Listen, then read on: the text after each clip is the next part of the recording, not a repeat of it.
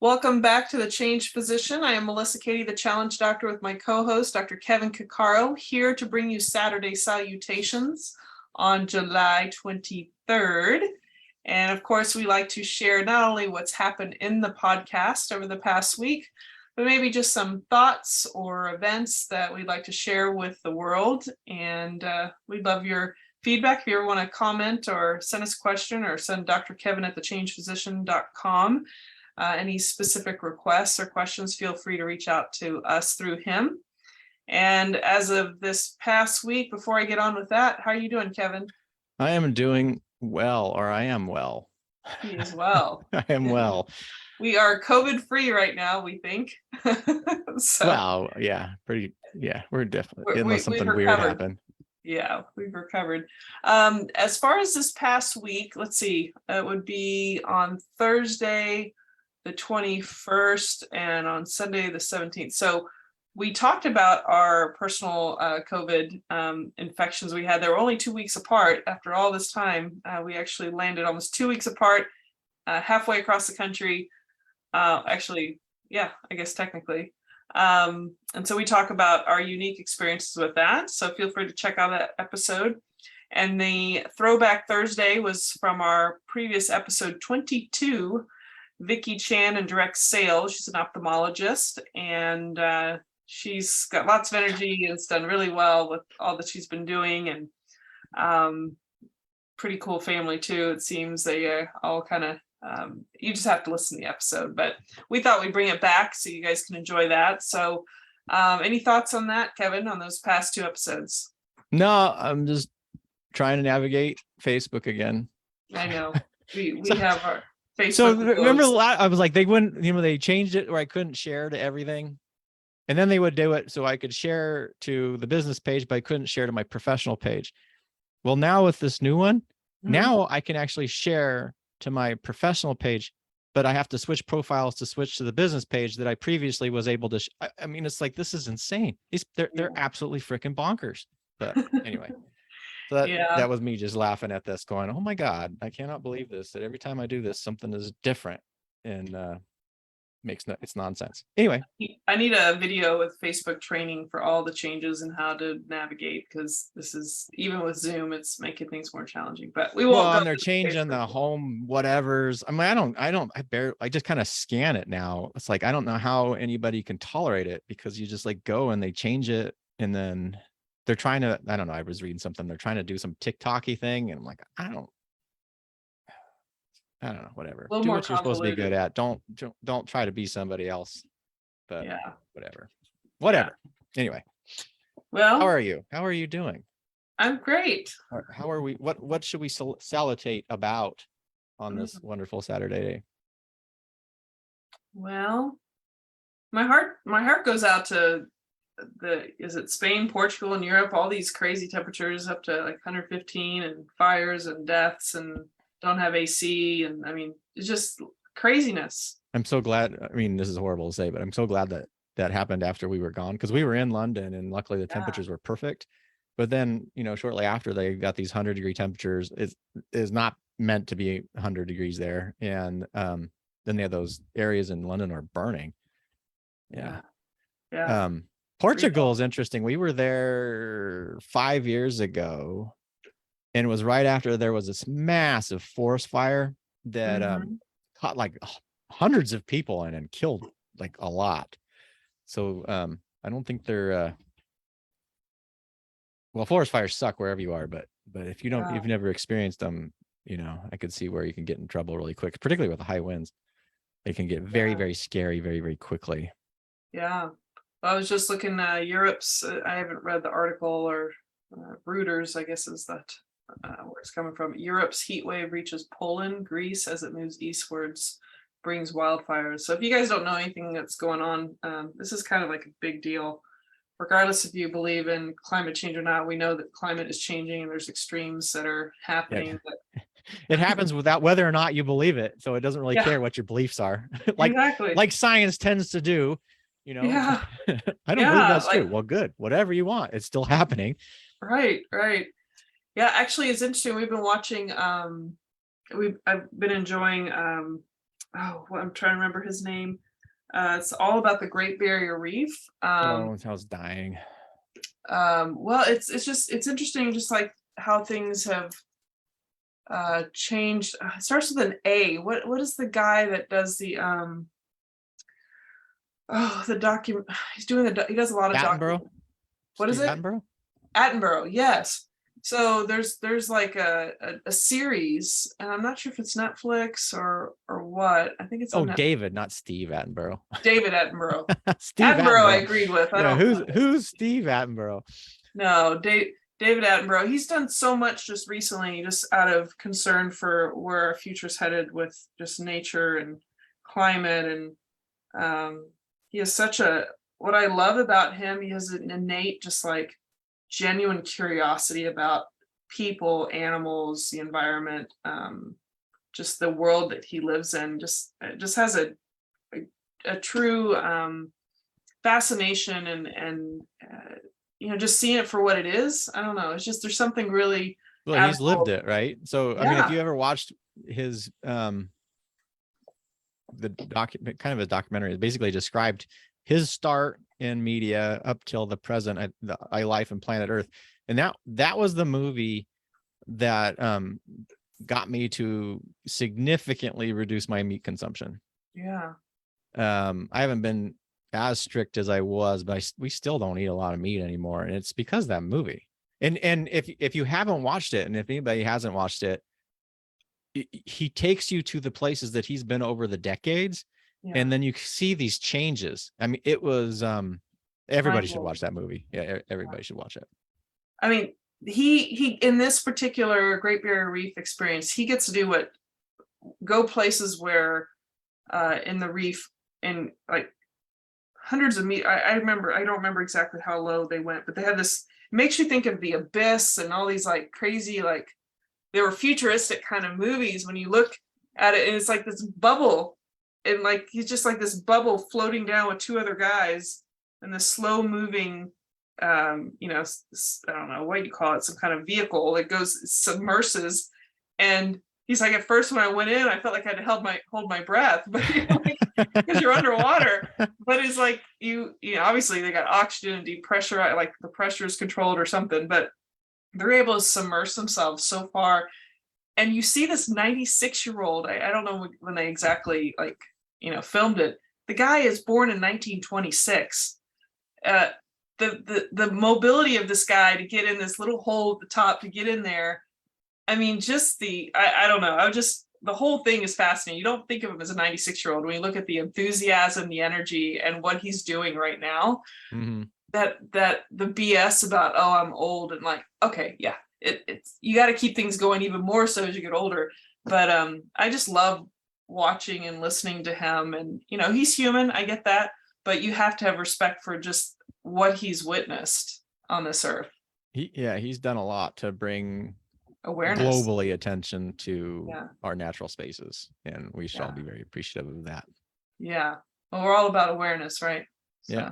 Now it makes me want to see that. I don't think I've seen that one, so I'll have to look into whatever it is. Is it on Netflix or I think it is on a Netflix. But just look up green. Let's see.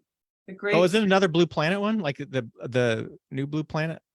I don't think. Wait, is this like 2000? This can't be. Is this really 2015? Of course, Corey is my CEO, my chief entertainment officer, and so he always pulls out stuff he knows I like. And I guess maybe it's not as recent as I thought, but it might be. Because there's two of them. Paramount Plus. Oh, okay. Yeah, or Hulu.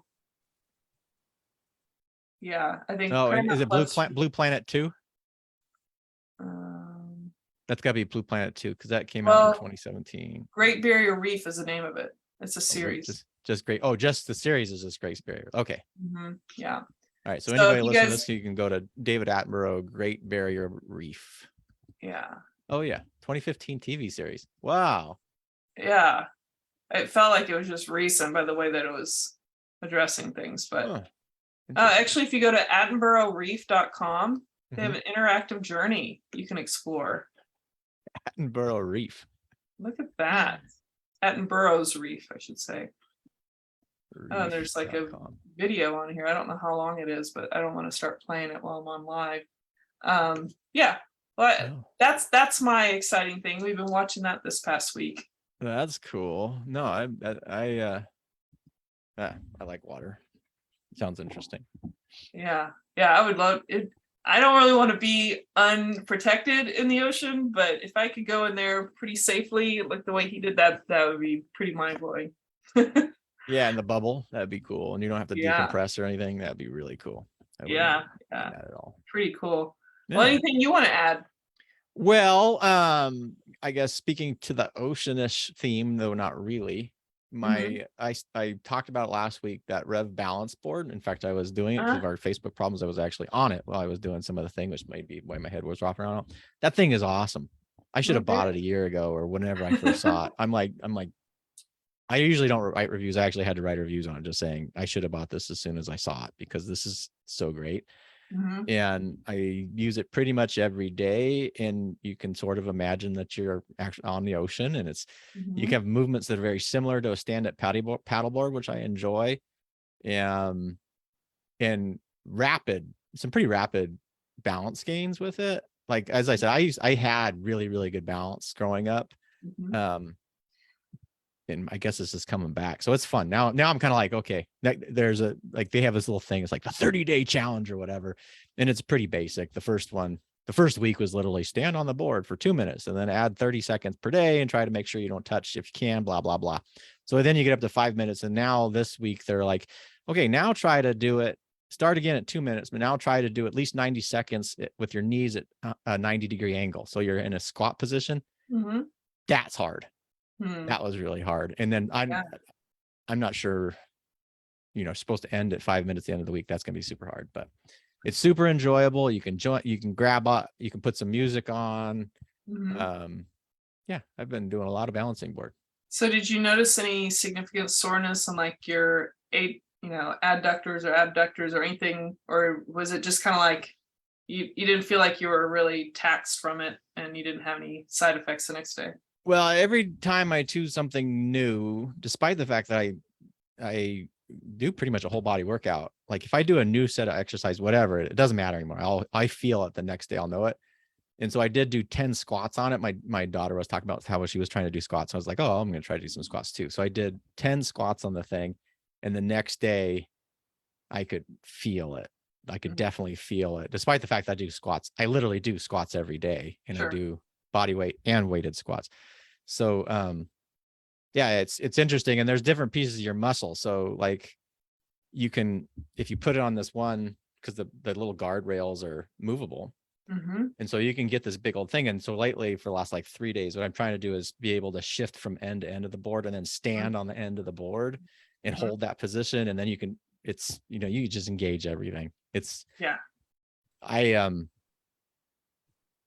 I would highly recommend a balance board. And I think if I read a blog post about this, but I kind of agree that if you had to pick one piece of fitness equipment, that the only one to take, I think that a balance board like this is probably the best thing that you can do, because it is. I don't even do all the stuff with like the, squats every day, or you do push-ups on it, or these tricep things. I don't do any of that stuff, but you could, and it's awesome. Like it is.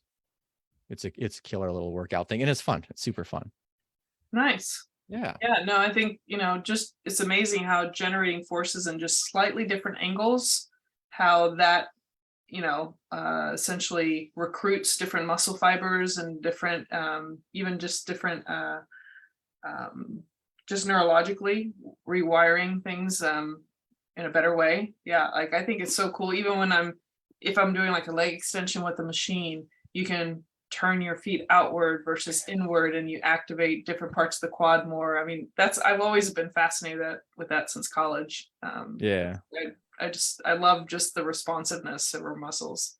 Well, and I kind of think again, like so you touched on the aging thing, right? So age related beliefs are associated with actually, I'm almost positive it's mortality. I can't remember the study off the top of my head, but when you believe that as you get older you're going to be more decrepit, you tend to become more decrepit. So there is a huge portion of what you believe to be, this becomes a self-fulfilling prophecy.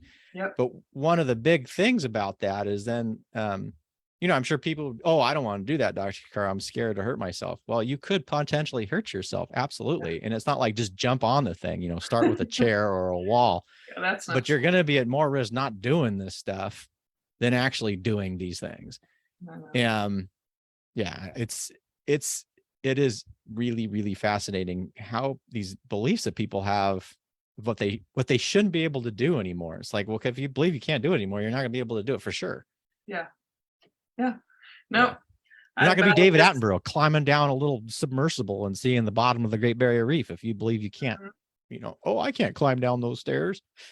It's like, yeah, come on. Well, people. if you just gave yourself an excuse for 20 or 30 years that that's not what you should be doing, or you're not doing it, just hopping into doing that is not going to be easy, and it takes time to get there. So, I battled this out with family and friends so many times.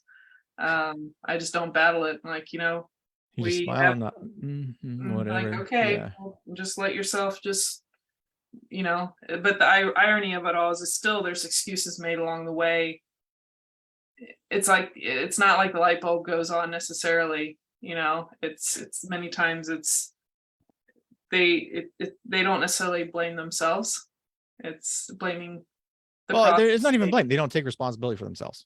Right. Yeah. That's the biggest issue. And that's, I don't know, beliefs are fascinating to me. They're the most, like, one of the strongest things in the world. Like, can't think of anything really stronger than what your belief system is. But it makes you really cognizant of what your beliefs are and what they're grounded in, and then recognizing, particularly like as you're a parent or a friend, is what beliefs are you influencing in the next generation? Yeah. Because if you do, holy moly, the stuff we say can have such a, literally, as a parent, that's lifelong. And then as physicians, it is doubly true. And I can't remember if we did an episode on this, but the words we say to our patients can have lifelong implications. And so much of the words that we use are just nonsense. Anyway, it's, and then you got people that literally decades later are following some nonsense thing that a physician said. I think, did I ever tell you this story about the, I had this patient when the first since I was on my own in pain, and came in, back pain or whatever. He had it for like 30, 40 years. I'm like, well, how did it start? He goes, well, he 1977, something happened at work. And then I went in and this doctor looked at an x-ray, and what he said, in 5 years, you're going to need an operation. In 10 years, you're not going to be working. And in 20 years, you're going to be in a wheelchair. Oh, Jesus. And then he looked at me very proudly. He goes, the only thing that hasn't happened yet, doc, is I'm not in a wheelchair. Now, I couldn't see the original x-ray, but I see he had imaging since that time. And this guy didn't have, it's not like he had a spinal tumor that was invading everything and compressing all his nerves. He had age-related change and post-surgical change because obviously someone had operated him. And it's just like, what do you do? Like, what do you do in these situations? And we fed into this idea that this guy's back and spine were crumbling. And here's this guy that has literally been following along with this sort of, this prophecy of doom. And I had a patient of mine. This was when I was actually doing interventions, when I was stupid and didn't know data. And I was doing epidural steroid injection. This guy actually had radicular pain with an MRI that demonstrated nerve root compression. He was referred by the surgeon, who was fairly conservative. So if there's any criteria for an epidural, that was that. And then as a side note, people after 6 months, the functional outcomes there's no difference whether or not functional outcomes, but that's like to the book criteria. And I did an epidural on him, and he kind of did okay or whatever. And then 6 months later, he's back in my office. And I'm like, well, why are you back? And he goes, the funny thing is, doc, you told me this would last about 6 months. And you wouldn't believe it, but a couple of days ago, I started feeling this, I started feeling it come back again. It's like, Jesus, God, the words that we use. Anyway. Yeah. So Yeah, watch what you say to people. yeah, it's interesting. So the question, it's kind of like, how do you say this? I mean, we all have beliefs, we all have our bias, but we always want to obviously compare it to just like the evidence that's out there. But I guess it comes down to this. Hopefully your beliefs and words are helpful. Like if they might be not quite right, let's hope that they're helpful and not harming people or setting you to self-sabotage yourself. Yeah, absolutely. Yeah, because there's another book I'm reading on mindset, expectations, and beliefs, and what you believe really is what you perceive and has this influence in things. So two things on that is definitely you want to have empowering beliefs are what you're going for rather than disempowering or destructive beliefs.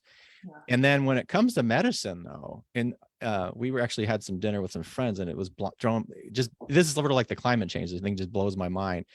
When you present them with facts or data and someone says, well, I don't believe that's true. I don't care that you don't believe this is true. I literally don't care. If you want to discuss, whether the statistics are the correct or the data correction or something like that, that's fine. But when you have facts and data and you simply say that I don't believe it's true, that infuriates me. Yeah. And so many, and I did this until I hopefully learned better. But it's so common that people, and I don't know if it's more prominent in this day and age than ever before, but this idea that somehow your beliefs are the same thing as facts. And just because you're presented with facts and data and you say, well, I don't believe that's true. We have an insurrection at the Capitol and people are breaking windows and some jackass says, well, I think they were just having a tourist, whatever. Well, if you had an open house and you had people coming through your house and ransacking like that, yeah, is that someone like, okay, why don't you have a garage sale? And if people ransack through your house, is that what you want? That's totally law-abiding citizens. I mean, it's just absurd. Yeah. And then we get these belief patterns that people are so unwilling to even question these realities. It's like, you want to make sure that your beliefs that you have are flexible, have values that are firm and rigid, but make sure your beliefs are flexible to the information that's being presented to them. But that's another Cuccaro rant for a Saturday salutation. Hey, we are letting you let it out. No, I mean it's true, and the sad thing is, like you said, it's like it's one thing to question, okay, is this reliable evidence, and for whatever it is, but we're in this place in our country where it's like everything is like a conspiracy, as if every piece of evidence or not evidence that everyone's just thinking it's fake news or conspiracy. I'm like, God, where's our critical thinking skills? And granted, we all can be taken. Like we all can be, have the wool pulled over our eyes if we don't have access to verifying the data and all that stuff. Like, but there is some common sense and critical thinking that can help you step back and like really make sense of things at like the best you can. But man, it's so bad now. You could have something that's blue. Yeah, like the color blue, and people say, well, no, that's red. Or unless you're colorblind, that's a difference. Yes, you're colorblind. But or that's a rock. Oh no, it's a tree. I mean, it's like, I believe it's a tree. Well, okay, go ahead, believe it's a tree. It's a freaking rock. It's not going to grow, but yeah. It's crazy. It is freaking crazy.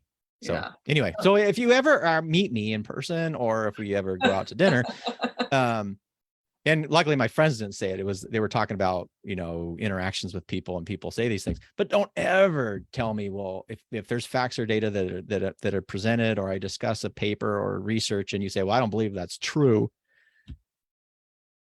That's a fast way to get me activated, man. Like it's so fast. It's like, oh, yeah.